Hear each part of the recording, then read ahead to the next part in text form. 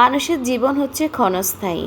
এই ক্ষণস্থায়ী জীবনকে সুখে রাখার জন্য সবার সাথে ভালো ব্যবহার এবং সামাজিকতা বজায় রাখতে হবে। আসসালামু আলাইকুম, সবাই কেমন আছেন? আশা করি আল্লাহর রহমতে সবাই ভালো আছেন। আমি আপনাদের দোয়ায় আমার পরিবার নিয়ে ভালো আছি। আজকে আমার ছোট ছেলের পরীক্ষা ছিল, তাই পরীক্ষা শেষ করে বাসায় এসে তাড়াহুড়া করে একটু রান্না করলাম। এখানে আমি পেঁপে দিয়ে ইলিশ মাছের মাথা দিয়ে রান্না করব। গরমের মধ্যে এই সবজিটা খেতে কিন্তু অসাধারণ লাগে। আর আমি পেঁপে দিয়ে ইলিশ মাছের মাথা বা ইলিশ মাছ ছাড়া আমি পেঁপে খেতে কেন জানি পারি না।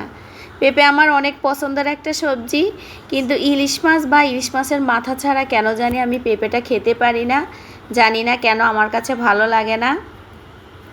তারপর আমি এখানে পরিমাণ মতো কড়াইতে তেল দিয়ে দিলাম। তারপরে আমি পেঁয়াজ কাঁচামরিচ দিয়ে দিলাম। তারপরে আমি আদা রসুন জিরা দিয়ে দিলাম পরিমাণ মতো। এখন আমি একটু ভালোভাবে পেঁয়াজগুলা নেড়ে ছেড়ে নিচ্ছি। এখন হলুদের গুঁড়া, মরিচের গুঁড়া, লবণ, ধনিয়া পরিমাণ মতো দিয়ে দিব। আর আমি একটু ঝাল করে আজকে রান্না করছি, কেন জানি একটু ঝাল ঝাল খেতে আজকে মন চাইছে।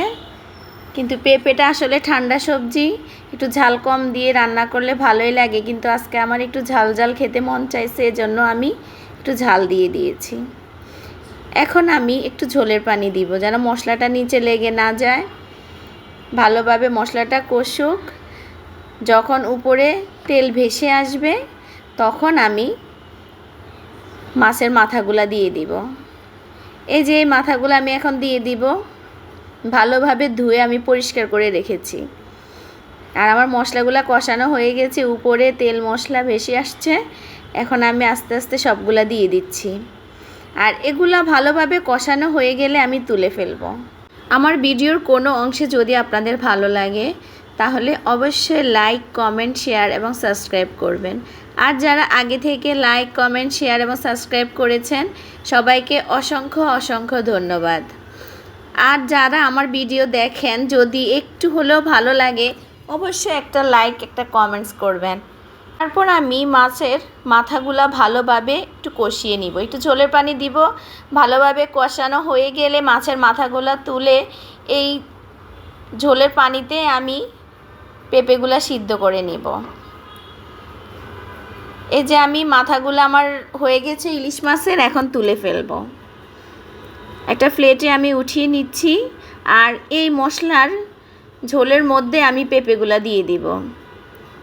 পেঁপেগুলা অর্ধেক কষানো হয়ে গেলে আমি একটু চাপ দিয়ে দেখব হয়েছে কিনা। এখন আমি মাছগুলা আর মাথাগুলা তুলে নিচ্ছি।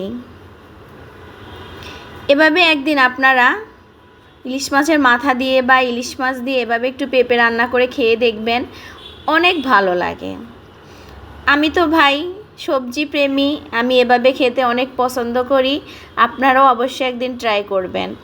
এখানে আমি পেঁপেগুলা দিয়ে দিচ্ছি।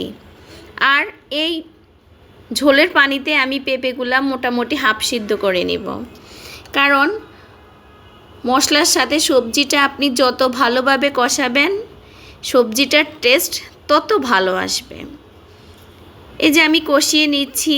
আর পেঁপে থেকে এমনিতেই পানি বের হয়েছে, আর ওই পানিতে আমি পেঁপেগুলো সিদ্ধ করে নিচ্ছি। আর এই যে দেখেন আমার রান্নার ফাইনাল লুক কেমন হয়েছে, লোভনীয় হয়েছে কিনা অবশ্যই বলবেন। আর আমি এভাবে খেতে অনেক ভালোবাসি। আপনাদের জন্য অনেক অনেক শুভকামনা এবং ভালোবাসা রইল। আল্লাহ হাফেজ।